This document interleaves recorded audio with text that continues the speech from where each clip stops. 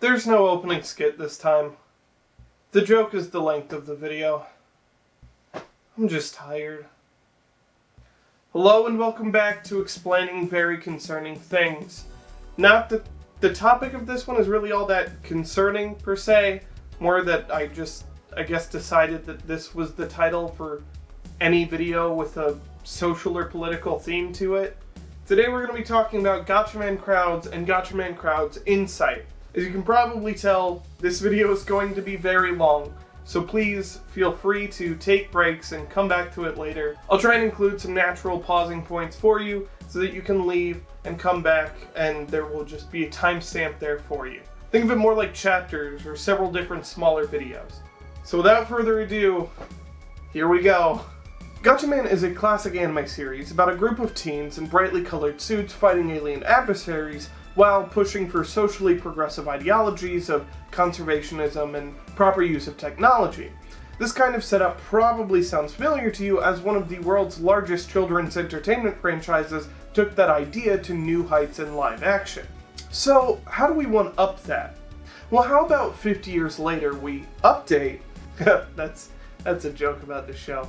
We'll get there. The series into a full-on libertarian leftist propaganda piece that advocates for the reduction and eventual abolition of centralized government, Marxist ideologies about labor and helping one another, and then an inevitable warning towards the ease of this society leading into authoritarianism before degrading due to complacency and the desire to not have to think for oneself.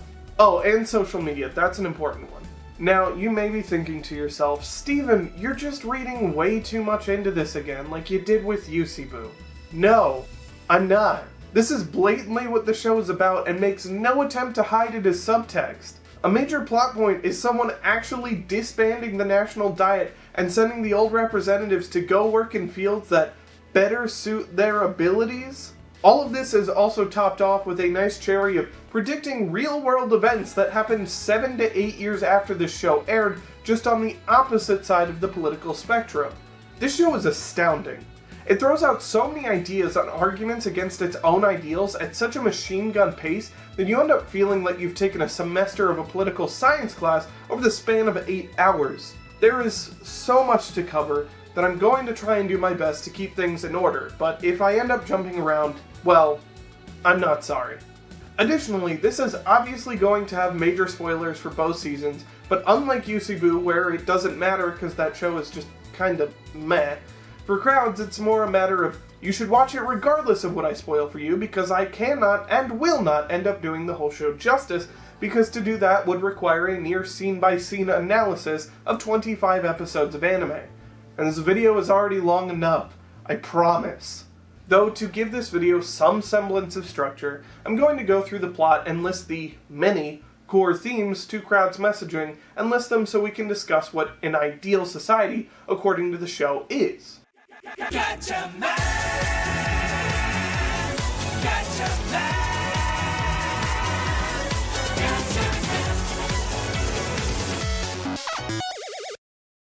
The beginning starts off as many of these hero team style shows do. The new member gets added to the group, we're introduced to the alien menace, and the newbie joins one of the other team members to fight their first alien.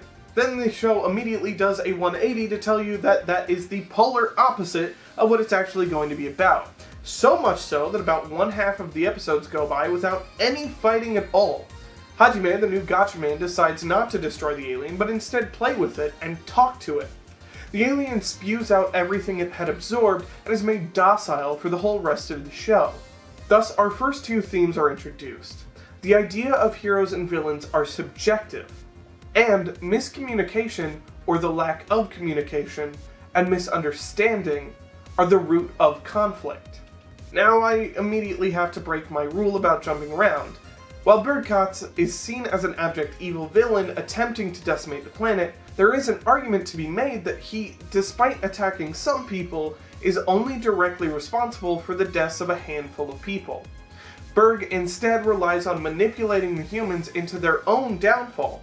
But even more importantly, the second season sees him play a background role, and even though he's still an ass, he does actually assist the Gatchaman in several ways by warning them of the season's threat and its nature, meaning that, evil as he may be, he still is partially a hero.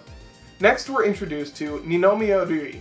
Rui is the owner of one of the show's key plot points, the mobile app Galax. Through Galax, Rui has basically come to own all digital interaction, as people flock to it for news, chatting, message boards, a Siri-esque program called X, and later on in the show, even voting in a democracy.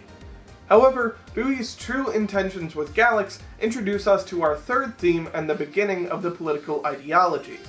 Rui's ideological goal with Galax is to update society into one that does not have to rely on the government or heroes to save them, and instead everyone is treated as equals and works together using their own abilities to move society forward. Whenever someone is in trouble or needs assistance, whether it be wanting to file a civil lawsuit about an annoying neighbor, or all the way up to someone falling and needing first aid, X immediately searches for and alerts a nearby Galax user who is skilled in the necessary field to get to the location and help. In other words, Galax is asking from each according to their ability in order to help others according to their needs. And it's not even subtle. We see people get the alert a few times and it blatantly asks for their skills as a blank to help someone. Dewey's fundamental belief is that humans are willing and wanting to help one another. As an initial incentive, completing the quests that X gives the Galax users to go help someone else provides experience points to all those involved. However, this is not a greedy currency. The experience points do not apply to the player, but instead level up the world as a whole. As far as we know, there is no reward for leveling up the world outside of knowing that you and your fellow man have helped one another that much more. Alright, so how can we boil that down into a theme? How about society's future lies in the hands of the many instead of the reliance on the privileged few? To work towards this future, Dewey uses a power given to him by the season's villain, Bird Kotz, to disseminate an ability known as crowds to a select few. Yes, there is an irony in this, and yes, it will be resolved. This crowd's power allows its users to remotely control big blue electrostatic creatures and is intended by Dewey as a means to help save people. However, when some members of the 100 argue that their revolution is going too slow and that they should start taking out all the corrupt politicians and criminals and take power for themselves, Dewey cuts them off as his ideal revolution is built by the people and for the people without a single drop of blood being shed. Instead, the people should come to realize together that they don't need to be relying on institutions like the government to meet their needs and help one another. In Dewey's ideal world, there would be no crowds, and once he learns of their existence, he affirms that there would be no Gatchaman either. He even states that he himself has no interest in becoming a leader or hero, blatantly stating the world is still immature if it holds those things in such high regard. Dewey wishes for a full transition to anarcho-communism, and is boldly claiming that the transitionary stage in Marxist ideologies is now unnecessary thanks to the power of social media and the internet. Or should we be calling it socialist media? Ha ha ha! God help me. Alright, so now we've built up an argument of society should strive to become a place of equal power and say, versus the few who have been given power are responsible for protecting those who do not have power. The Gatchaman obviously and initially fall under this second mindset. As a group of superheroes that have been operating in pure secrecy for who knows how long, they've formed a frame of the people do not and cannot know about the true threats they face, and it is our duty to protect them from said threats. An obvious authoritarian mindset used by every military agency? But who better to shake that up than an extremely empathetic and outspoken new member who is an avid user of the Galax platform and knows of its many benefits and what people can do for one another even without superpowers. In fact, Hajime is someone we'll have to come back to a lot, as she consistently embodies and questions the show's themes and eventually is the catalyst for the rest of the cast to rethink their reality and aim for a better one. I'll admit she may seem obnoxious at first, but it will quickly become evident that she is the smartest one in the show just by the very nature of being willing to question what someone else says. Plus, she just really grows on you. In fact, when they learn of the dangers of bird cots and the crowds, it's Hajime who forces the Gatchaman out and into the spotlight, knowing that the people of Japan and all the users of Galax would accept them and be willing to listen to their warnings if they were upfront about their existence and purpose. Hajime understands that times have changed since the 70s, and that the Gatchaman need to do so as well. Secrecy is no longer an option for protecting people in a rapidly progressing social society. If you want to protect people, you need to be upfront with them and prove that you understand them, or else you'll be met with distrust and resentment when the true threat comes to light. Cough! America's COVID response. Cough. Let's fast forward a bit to where the story starts to reach its climax. Bird Cots takes on the form of Dewey and gains control over X and the crowd system. He then gives the power back to the extremist X members of the 100 and fans the flames of their revolutionary desire. This Neo-100 then use their crowds to start an insurrection and begin attacking and destroying government property while claiming that they are looking for several high-ranking officials to kill. Oh, sorry, that was all footage from real life, 8 years after the show. Gosh darn media predicting our future and mixing me up. Where were we? Oh, yes. The Neo-100 begins attacking Tokyo and searching for the Prime Minister. In the midst of this, Bird Cots begins to share the Crowds app with many more Galax users across the country. When the Prime Minister takes to the airwaves to warn people not to use it, Bird cuts in, taking the form of the Prime Minister, and starts telling the new Crowds users to join the fight against the Neo-100 in an attempt to force more conflict and a more rapid fall to the world. Initially, this is seen as terribly dangerous and a massive problem as massive fights break out and new Crowds users begin to do things like steal food from shelters and destroy even more. Now let's take a moment and think. Let's say we're Dewey. We've just watched our power become abused by extremists and random misguided users. We want equality. We believe in the strength of the proletariat people. We believe in the people. What do? Well, the answer was right in front of us the whole time. The answer is not to strip the powers from the few who had it, as they never want to lose it anyways.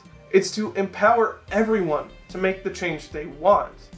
Believe in the power of the people, the masses, the crowds. Dewey one-ups Berg's plan and announces that every Galax user will now have access to the Crowds application and that there will be no limitations to its use. You can go wherever you want and do whatever you want. But what he asks is for the people to choose to come to Tachikawa and help with the fight against the Neo-100 and to help those in need around the city. Those who have the abilities can come help those with the needs. Needless to say, his plan works. The government even doubles down in aid by offering all citizens free smartphones and tablets for them to download and use the Galax and Crowds apps. Together, the Gatchaman and the Crowds finish off the threat by dawn. Thus, we hit our fourth and final theme for the first season. The people are inherently good and want the best for one another. This whole predicament culminates in the Prime Minister realizing that the people's voice is well worth listening to. He begins taking votes and polls via smartphone on policies and regulations, and most importantly, he allows for the continued use of the Crowds as the people have proven that they will use them to help one another first and foremost. With the plot of the season out of the way, we can take some time to discuss some other aspects of the show that didn't quite fit without disrupting the flow. First of all, social media obviously plays a tremendously large role in this series. Galax basically acts as both a finger on the pulse of the people and the catalyst of the social uprising. Basically, imagine if every once in a while Twitter asked you to support a nearby person who had asked Siri for an anime recommendation. I'm just assuming that's something most of the people watching this video can do. Then if you say yes, you feel good because you've helped someone. They feel good for being helped, and you've artificially leveled up the world by being willing to trust another person. Maybe you even made a new friend. Over time, as stories like this and ones of people coming together to save one another from dangerous situations becomes far more common, you and society would start to rely far less on systems like police or ambulances, as there's likely an abundance of people nearby ready to lend a hand in an emergency. We even see this when someone says an ambulance will be too slow and asks X instead. And then, Galax finds a nurse and they arrive on the scene faster. What Galax and Dewey aim for is a society built on socialization and mutual trust.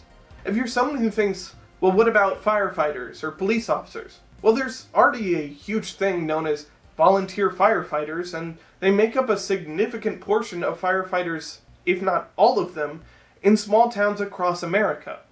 If everyone held each other accountable and also works to help each other instead of meeting them with suspicion, as well as having much better social programs to aid those in need, the need for police would be greatly decreased, aka the basis of the current movement to defund the police. Additionally, Hajime embodies this ideology perfectly throughout the first season.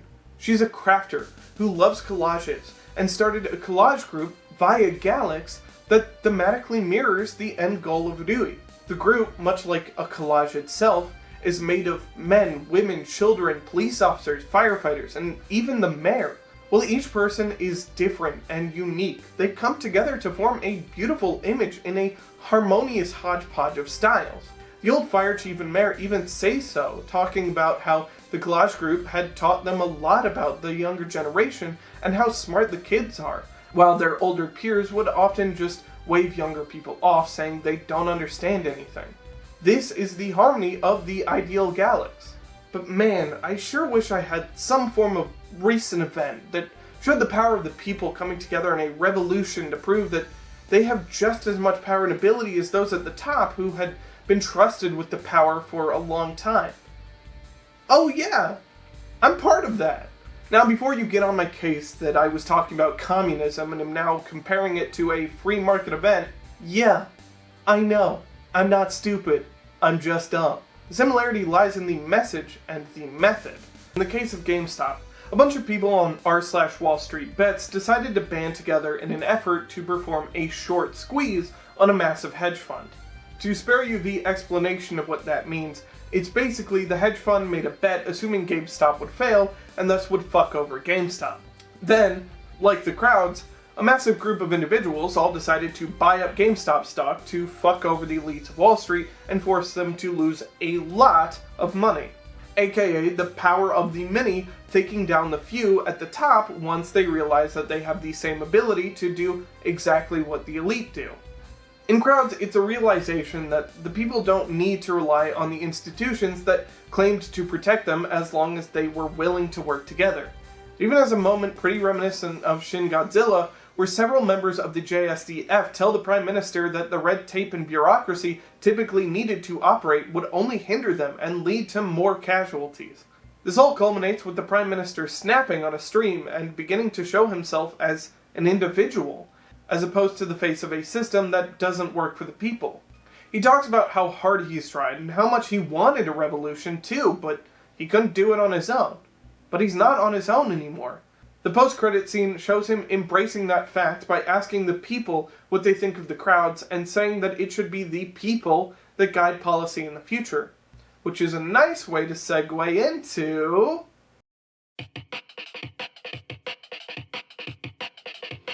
About a day, yeah, you tell me yourself tonight, 'cause on a day, yeah, so there's only other man. Only answer, yes, in the other answer, yes, in the air. Gatchaman CROWDS' second season, Insight, decides to challenge its ideal future and critique how easy it is for this kind of society, specifically with a culture like Japan's, to easily slip into an authoritarian state through the complacency of its people, while also tackling issues such as the regulation of potentially dangerous objects and Japan's reliance on collectivist ideologies. To establish where Japan is 1 year after the first season, let's discuss the changes that will be the base of the season's themes. Thanks to the Prime Minister, Japan has introduced smartphone voting through Galax and even provides free phones or tablets to anyone with proof of citizenship to allow easier and more fair access to the polls for everyone.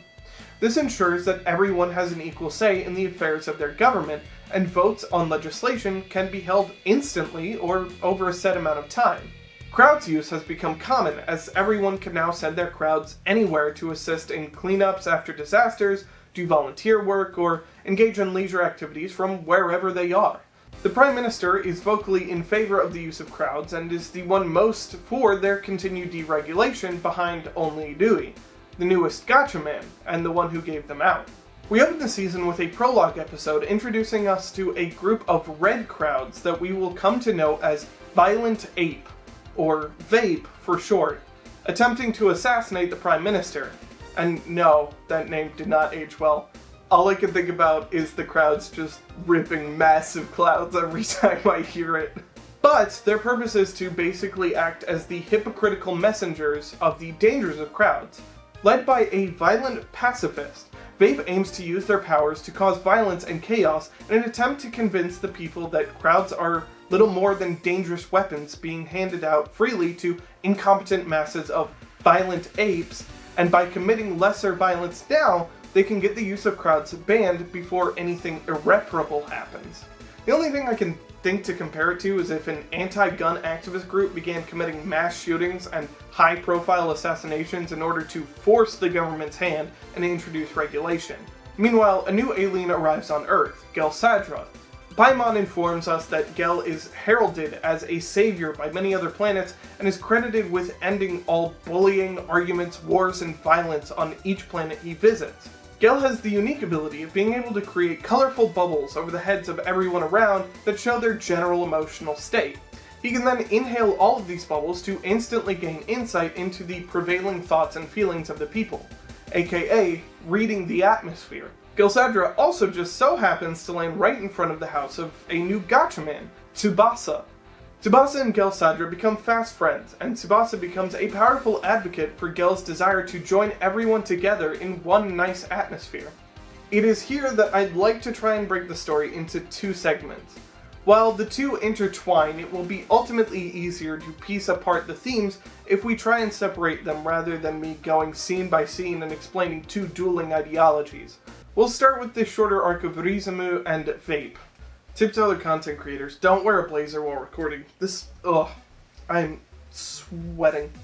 Through all of this, VAPE continues to mount attacks, and their leader, Rizumu, introduces themselves to Dewey, explaining his methods and reasoning. This causes a rift to form in the Gatchaman, specifically between Joe and Dewey, as they start to debate whether the crowds are dangerous, and whether humanity will evolve how Dewey wants them to, before they destroy society as Rizumu predicts. Joe dismisses Dewey's reasonings as idealism, as Dewey asks what is the point of having a world without ideals, explaining that, while misguided, Rizumu proves there are the kind of principled people in the world who could help it make the right change. Shortly after, the VAPE crowds begin attacking the city, and Rizumu calls out to Dewey to come meet him, saying that there will be human casualties if he doesn't. In their meeting, Rizumu calls Dewey an idealist, and once again preaches on how the crowds will inevitably be used as means for violence, but this time adds that it will be the apes that are easily swayed by public opinion. We'll come back to that point. Rizumu claims that all of Dewey's idealistic claims are only the cries of someone who's scared to lose their new toy. Dewey doubles down on his beliefs and offers his note, a manifestation of his own heart, to Rizumu as proof that he believes that his enemy is driven by the right principles and trusts him. Rizumu then returns this favor by stabbing the note, attempting to kill Dewey. This is the climax of our first act, and the first counterpoint to the themes presented by the first season. Any revolution will ultimately fail, as the majority of people are too easily swayed to hold firm to one ideal for all time. This will either lead to the collapse of the society or the perversion of it into something far more dangerous. The crowds were extremely popular at the end of the first season, and most thought that they should be kept and unregulated, as the vast majority of uses were positive. But all it took were a few bad apples, and suddenly the whole country changed their mind and wanted the system abolished completely. In this scene, Rizumu mentions the 262 theory, which Joe later brings up as well. In this scene, he explains that 20% of people will use crowds as intended, 20% won't, and it's only when the average 60% use them as intended that we can truly call it safe. However, there's equal likelihood that they could swing towards the wrong 20%. Jumping ahead a bit, the aforementioned rift even deepens the divide between the Gatchaman as Joe praises Rizumu's actions towards getting crowds banned, while OD makes the comparison that it's equivalent to wanting to ban all cars just because someone lost control of their own. It's here that Joe revisits Rizumu's rule of 262 and explains it. However, it's Tsubasa who is the one who refutes him, asking if she's part of the 20% or 60%, and chastises him for looking down on people. Tsubasa doesn't understand it, but in this moment she is defending Dewey's ideas. This whole fight is shown as a duel of ideologies rather than one of force. Dewey willingly and happily hands over his life in order to stand by what he believes in, while Rizumu is willing to burn the city to prove himself right. However, there are two characters shown as not understanding this, Gel and Tsubasa. Meant to be a heroic moment for the both of them, Gel reads the atmosphere of the people and transforms to fight the crowds.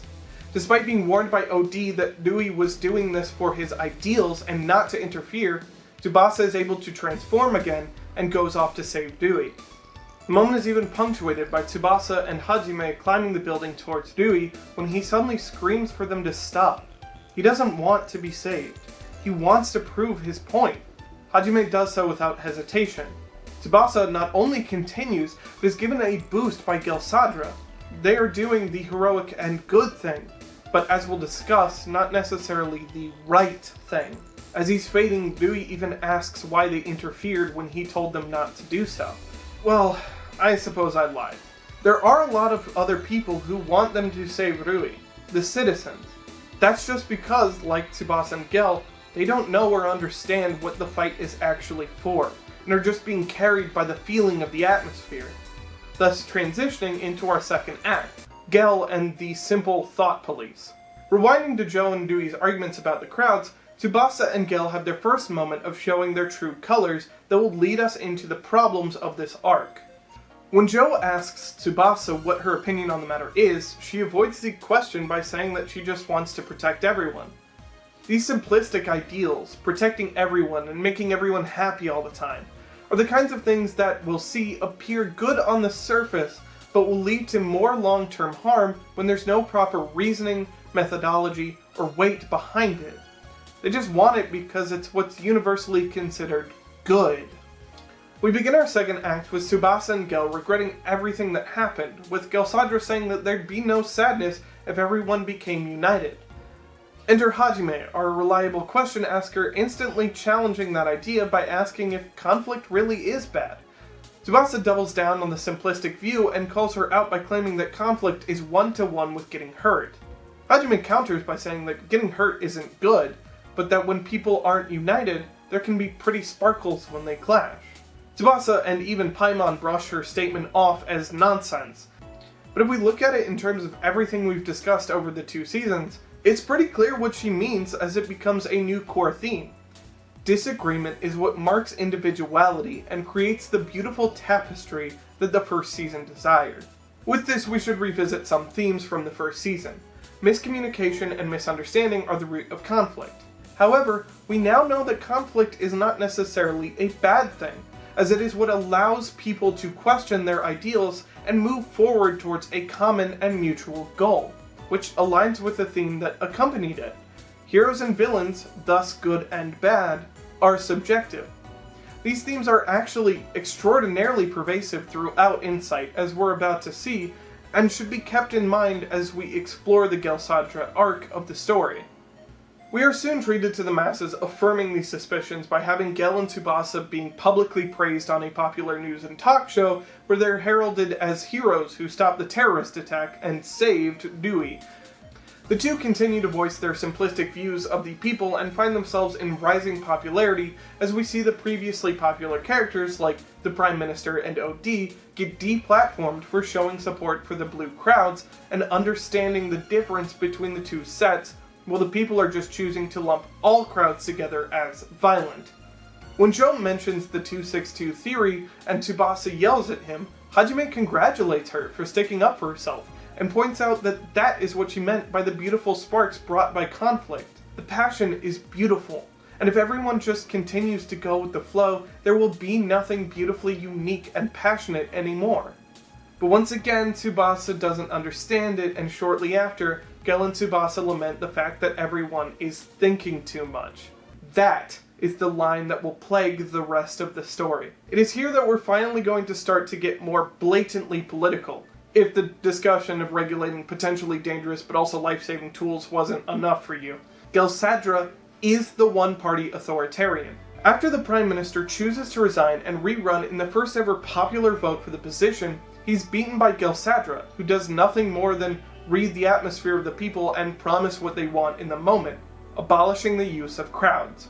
When Gel first announces he's going to run, Kat suddenly becomes very vocal and begins warning Hajime that they're going to be in deep shit if he wins, confirming the removal of the hero-villain good-evil border. Why is Gel dangerous? Well, every reason we've covered, and the one that Rizumu warned about. He has no reasons for his actions outside of, that's what people want. When confronted by Rui on why he would abolish crowds, his response is, if I grant their wish, that will make them happy, right? There is no critical thought. There's no true consideration as to why. Dewey rightfully points out that the people are just scared right now. And if they keep giving in to their whims and relying on the systems of power that Season 1 tried to abolish, they'd never develop a sense of self-motivation. Now, odds are that you're watching this from America or a pretty similar Western country. And also that you're not subscribed, which you should be. Thus, the idea of someone needing to be self-motivated feels obvious and easily the right thing to be. Thus, it'll probably come as a surprise that this is Tsubasa's response. 内発性って本当に必要なんですか？ごめんなさい。ルイ先輩の言ってること難しくて私よくわかんないです。 The amazing thing is that the show continues to focus on Gel and Tsubasa, but in opposition to how it highlighted Dewey in Season 1. There, Dewey is shown to be the villain, despite the show agreeing with the message. Here, Tsubasa and Gel are painted as heroic figures, despite the show warning you as to how this collectivist attitude is harmful and dangerous. Joe even blatantly states that winning the election has nothing to do with ideals or having a true message, but just having the mood of the people shift in their direction. Even though he states that elections are meant to express individual ideals and voting for who you believe is the best fit for you, he continues to push this method that he says is wrong just because he thinks crowds are more dangerous to the masses than conformity. He will be proven wrong, by the way.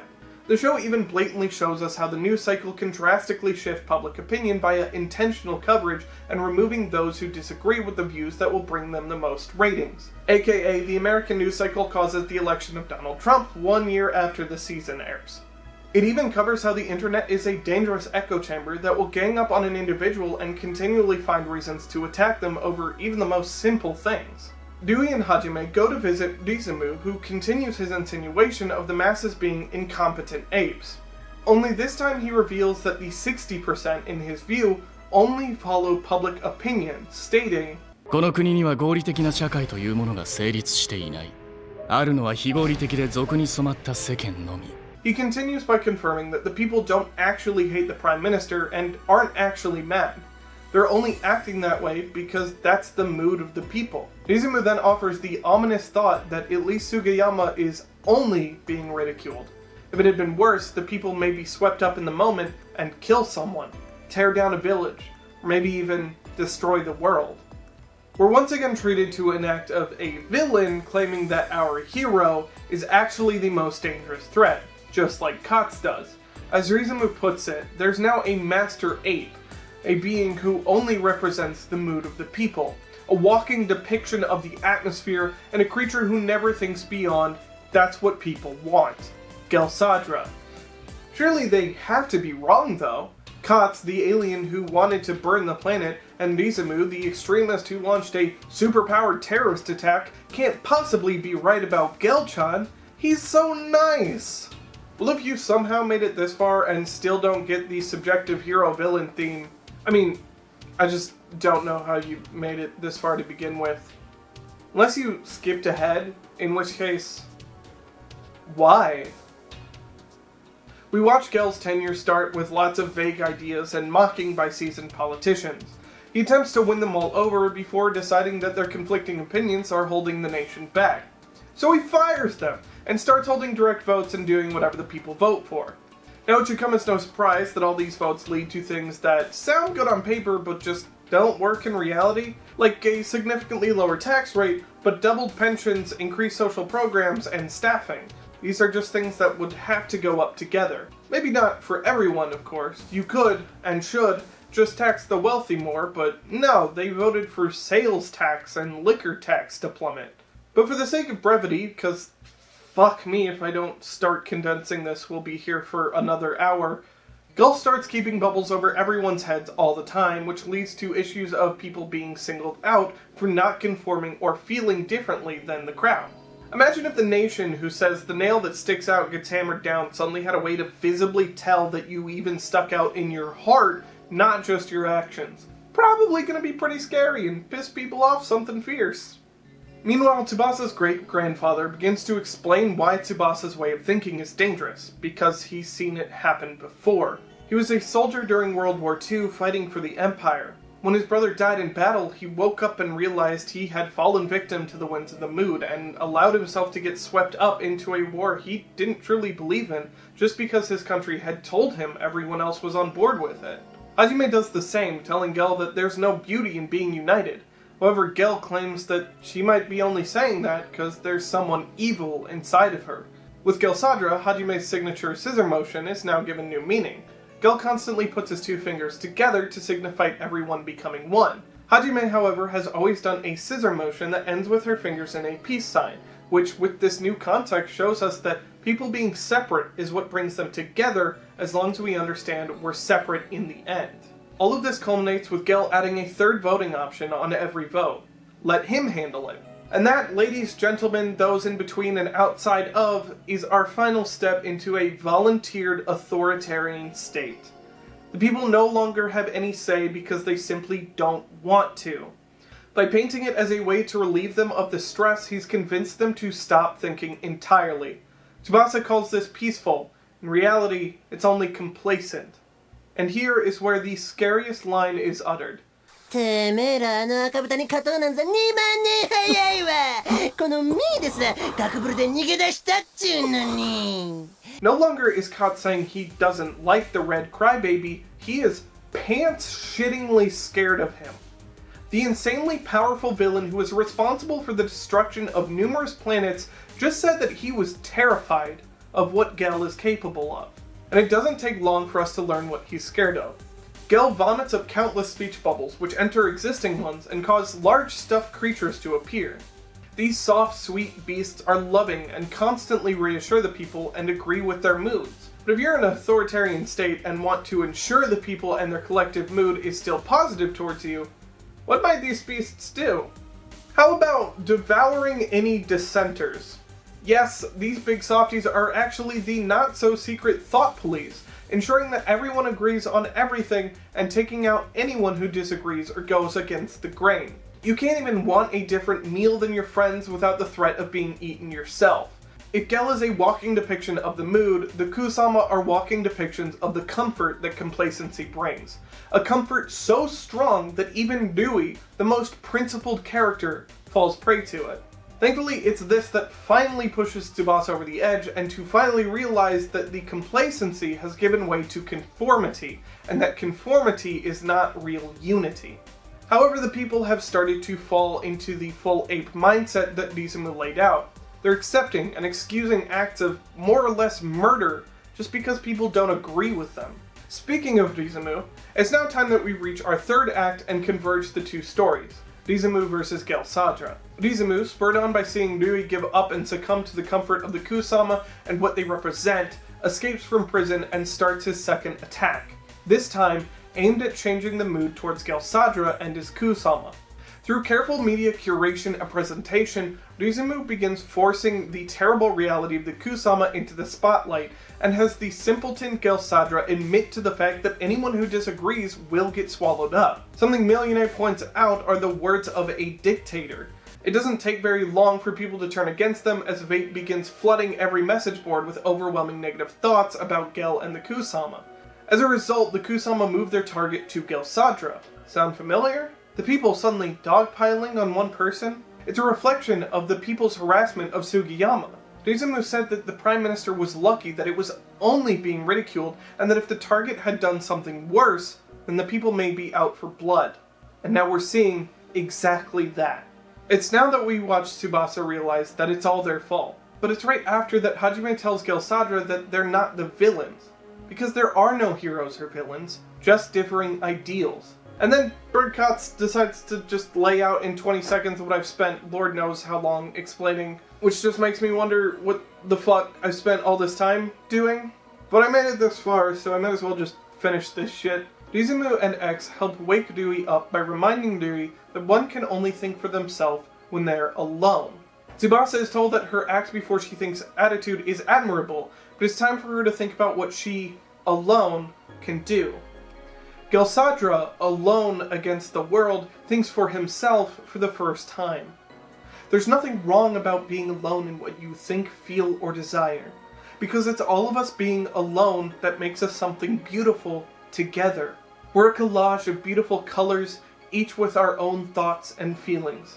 It's fine to breathe in the atmosphere around us as long as we can let it out with our own strength. Now, I'm really conflicted on whether or not I want to spoil the end of the show, but after coming this far, it feels like it'd be a disservice not to finish it off. Thus, if you haven't watched Crowds or Insight, go do it now. This video will be waiting for you. If you have, we can keep going. Alright. The Gatchaman begin fighting the Kusama, while the people criticize them for just not understanding what the people clearly want. So they ask the people if they want the Gatchaman to take care of Gelsadra and do exactly what the people want. They fight Gelsadra. They kill him. They force everyone to watch as they slice off his limbs and he writhes in excruciating pain.